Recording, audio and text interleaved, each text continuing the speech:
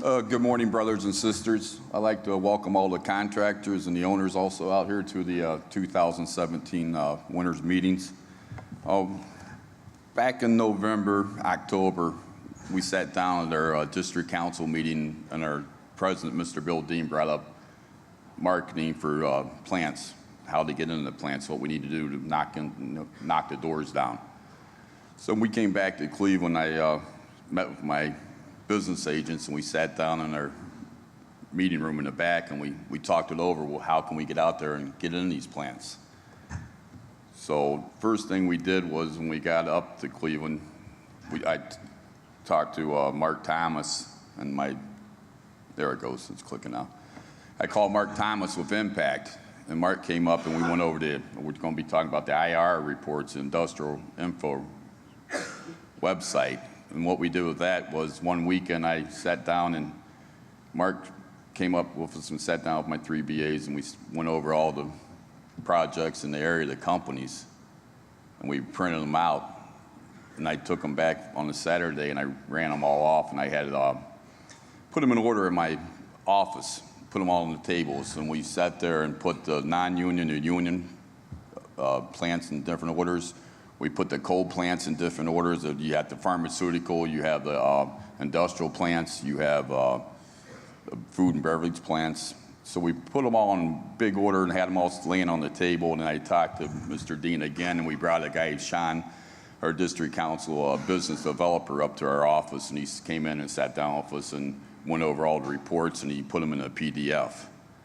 And these IRRs is something we never used in Cleveland, Ohio before. 8 years as a business agent down in Akron, I've never seen one before. And when you sat there and looked at all the different businesses in Local 17, all the plants and factories, it was amazing to see there was over 663 plants with over 225 people or more. And then you have the other plants over 100 or less. You know, there's thousands of these plants. So we've sat down and got all this in order, and then we came up, the first part of it is the name of the company.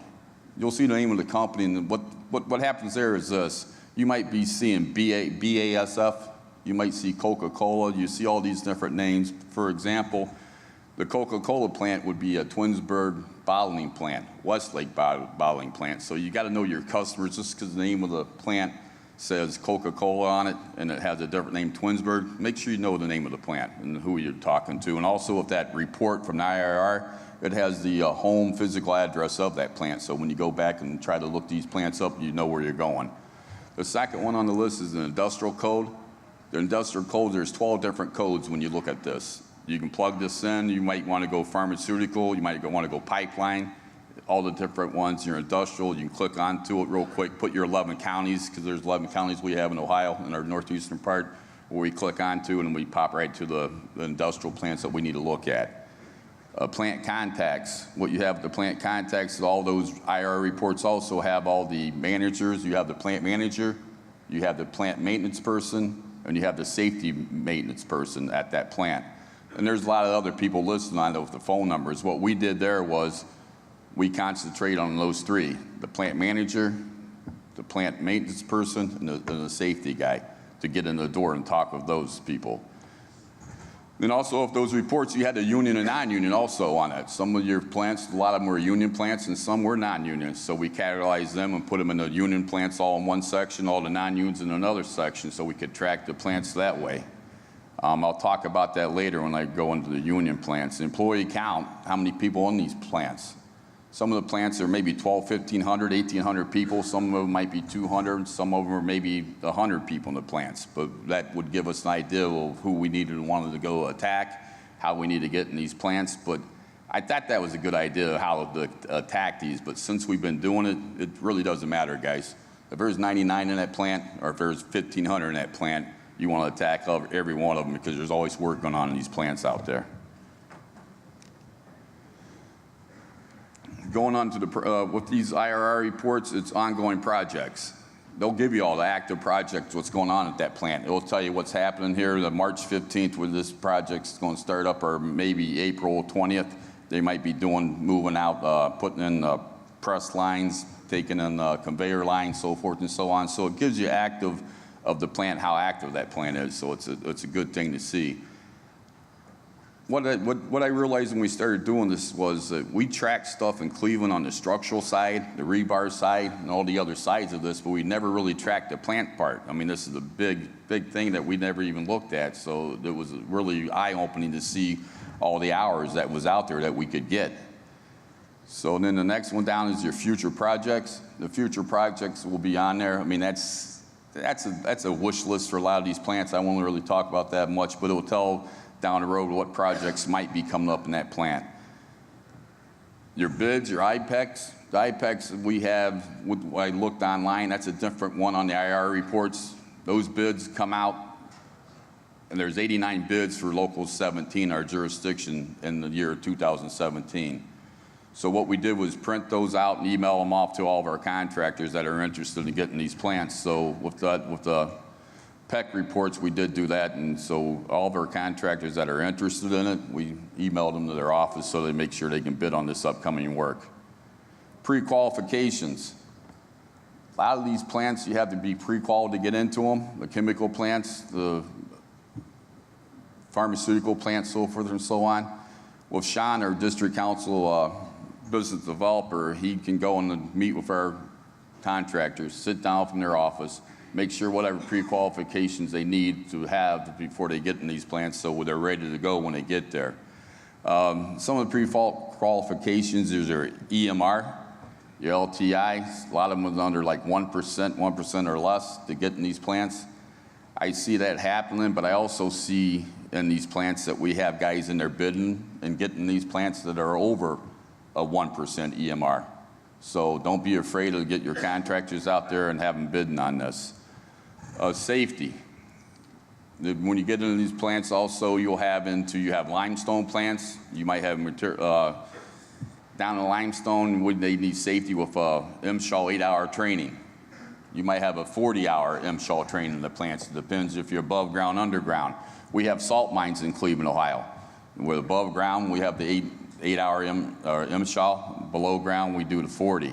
So make sure that before your companies even bid on it, you have companies coming into town, make sure you know what's going on at that plant. You might have certain type of rigging, you might have confined space stuff at that plant.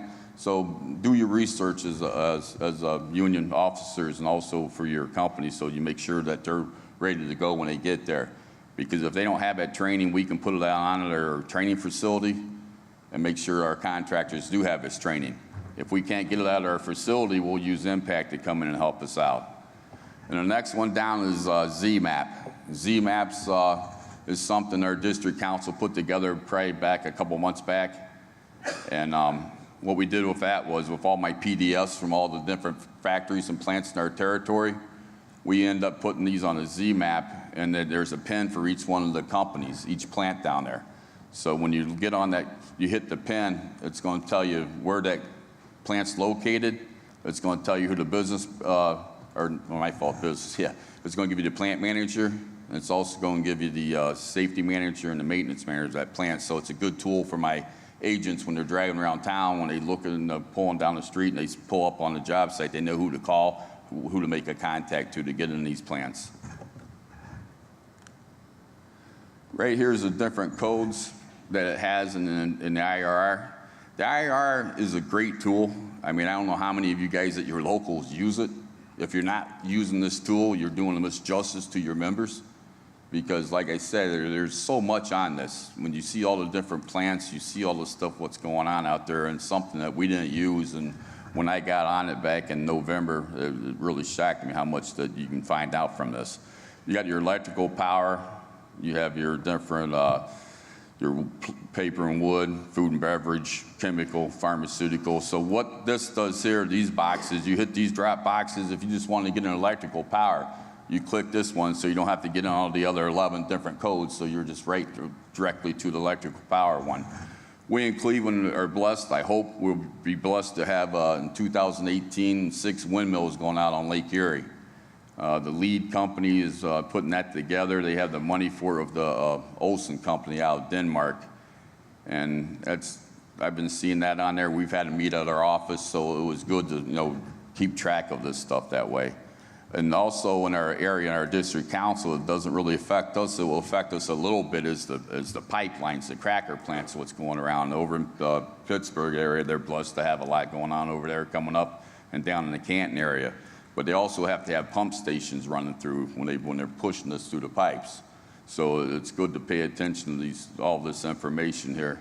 And it's a lot to do, guys, because every day we're out there looking at jobs, the regular structural jobs. You're getting on your Dodge reports and you're pushing the issue to your business agents, be up on this. Let's get the pre-planning going, making sure our contractors know what's going on out there. So, I mean, it's a lot to do, but like I said earlier, if we're not doing it, we're doing a misjustice to our members.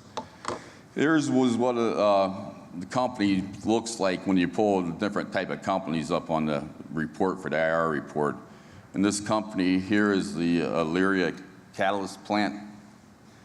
And really, it's the BSF plant. I'm sitting there, I can't really see my slide down here. So it's a BFS plant, and it's in Elyria, Ohio. And right there, you'll see the contact, the physical address, so forth and so on. But the major thing there, you'll see all the contacts. And like I said, we pretty much go after the plant manager, maintenance manager, and the safety manager when we're trying to get in contact with these plants. The next slide will give the size of the plant. It also will give the size if it's a union or non-union plant. And some of these also on this, you'll have a preferred union. It will talk about unions. And this one right here, it has a preferred Callahan Electric Incorporated. They're a union electrical union in our town in Cleveland. So when you see stuff like that, these plants, well, that's a union plant in the first place. But even with the non-union plants, when you pull these reports up, you see something like that, they're using union, they'll use us. So make sure you make the phone call and get a hold of these guys. Here's a Z-map that, like I talked about, what Sean put together for us up there in our district council. The Z-map itself is in alphabetic order. Right here, there's 663 plants in our area. And so when you click on it, my agent's out. We make a top 10 list for each one of them. I have an east side, west side, and Akron business agent. So when my agents are out, we'll make sure that they have their top 10, and we're going to get back into that hard when we get back into Cleveland. But the thing on that is, it gives you the location, it gives you phone numbers, not who to drop in on, who to take the brochures on, who to talk to. So it's a great tool. The only thing about that tool, it doesn't update itself. It's fine to put the information in and have it there, but after the end of the day, it doesn't, but it does give you direction to go. Okay, making contacts. This is getting more into what we've been doing, camping out. What we do when we camp out, guys, is this. My agents, the 3 areas, they'll have their top 10 list, and we'll talk about it on Friday afternoon, and they'll go out to maybe out in Huron. They'll camp out at the PBG plant. They'll sit at the gates. They'll watch who comes in and out of the gates. If it's a union company, non-union company, a supplier, whoever it is. So if we see let's say a Boilermaker in there, or a pipe fitting union company in there that are union tradesmen, let's get a phone call. Let's call the electrician guy up, the pipe fitter up, and know who their company is and see who the contact is out there. Because if they're in there, they're using union, they'll use us also, guys. So that's what I have my guys do. They go out, camp out, spend the morning out there and watch each gate and see who's coming in and out of the gates. The low-hanging fruits are the union plants. They're out of the close to maybe about 1,500 plants in our area. There's probably up 200 to 300 union plants. So our big thing was to go ahead and attack them. They're used to using union. We're union people. So let's get them right off the bat. So that was one of our game plans, to go after those guys first. And here's one of the craziest one of all, is the left hand don't know what the right hand is doing. We have the PBG plant I'll use for example. There's one in Barberton, Ohio. There's one out in Huron. There's one in Strongsville, and there's one on 143rd Street in Cleveland. The one down at Barberton and the one up in 143rd Street, they use union all the time. We got people in there every day working all the time. So then we go up and camped out up in Huron and over in Strongsville. We looked around and we're not in there. I talked to my contractors and I said, why aren't we in here? You guys are down in Barberton, you're over in Cleveland, over on 143rd. The thing on this, guys, is every plant has different plant managers. So the plant managers do not talk back and forth to each other. They'll sit there and they don't even communicate. It's amazing. So it's our relationships with that plant manager that we're in Barberton to make sure that we're getting to know who the guy is in Huron, so we can get our people in that plant. So then, I mean, it's all about communication, and it does work. Other trades, like I said earlier, if that electrician's in there, Lake Erie Electric's in there, if we have any of our pipe fitters in there and boiler makers in there, a lot of our companies do bid with boiler makers and pipe fitters on projects. On a lot of these projects, what happens is the pipe fitters, the boiler makers, they're in first. They'll go in there and then a lot of times and do their work, and we need to make sure we piggyback into some of these food processing places to make sure we can get in these plants. Contractors getting motivated. I think we've been out since, like I said, October, November, and we've been hitting it, and we've talked to our contractors. And our contractors that we have talked to, I think they see the cheese. They see the money that they can make. They see it's out there. It's just getting them motivated and pushing them and getting them into these plants. The ones that are not in there, you know, we got to get them pretty much pre-qualified and get them doing that type of work, because there's all, like I said, I mean, there's a lot of hours that we can be making in Cleveland with that. Politicians, we have a project. The politicians play into everything. They play into everyday work, everyday living when it comes to us guys, but also make sure you go out and talk to these guys. We have a nice sized factory which is moving from one of our cities to another city up in Cleveland. It's over 1 million square foot building they're going to be putting up. So when they put this new building up, they're going to move all their equipment over to it too. So we already talked to I talked to the councilman out there who got me a seat at the table with the owner of the company, with the CEO, sat down with that guy.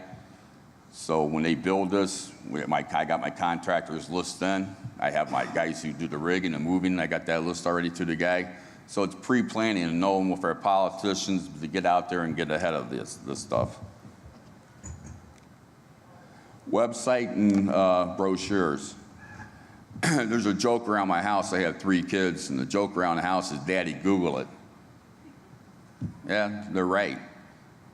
Because I had a contractor call me up about a month and a half ago. He said a company called him up out on the west side of town. They needed somebody to do maintenance work.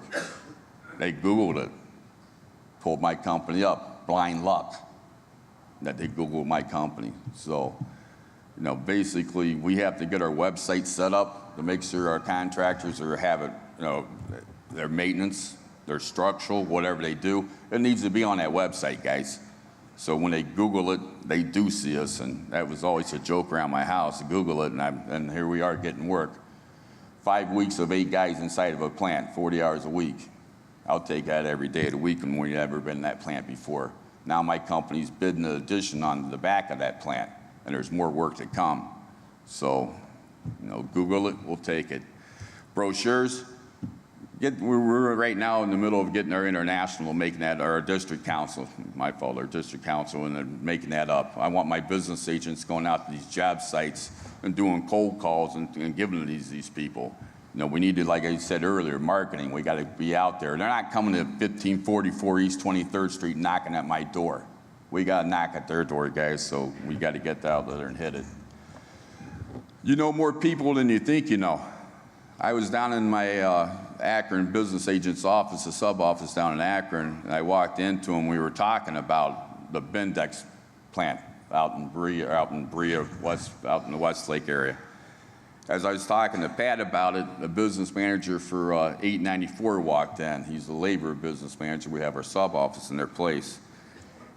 He looks at me and goes, "Hey, Rich, my son-in-law, he's in upper management for Bendex. He works at that plant." So we know more than we think we know, guys. Our fund managers, people like that, the people that handles our money, they're around town. They're dining everybody. Call those guys up. They can get you in the door. I mean, there's all kind of ways that we can make sure that we do know a lot more than we think we know. And in closing here, since we started this, what happened, guys, in November, December, and so all morning, you know what's happened. And we kind of shut down. And December 16th, we got a phone call that we did get Treasury to accept us to be able to vote on our pension. And for over a month and a half, we were kind of put on shutdown. working the phones, trying to make sure we saved our local and saved our pension, what every man deserves. And nobody, like you said this morning, nobody likes to see anybody take a cut. But in closing, since then, we have 4 of our contractors that's been in some of these plants right now that got in since we did it. And there's over 9 plants they've been in, over 14,262 hours. We just had a plant out there on the west side of Cleveland, the Ask Chemical Company. We put in all the tanks, we put in all the motors, we put all the rail systems, we put all the handrail in, we put everything you can imagine on that job site. And our company is in there right now working. They're still in there doing stuff for this company. And a couple other things. Keep knocking at the door. You go once, you got to go back. 3.5 years it took us to get back into Cedar Point. We're up at Cedar Point. We lost that area up there for maintenance. We lost everything on that. We went back, knocked at the door. Now we don't want to see you guys. We go back out there with my business agent. We go out again.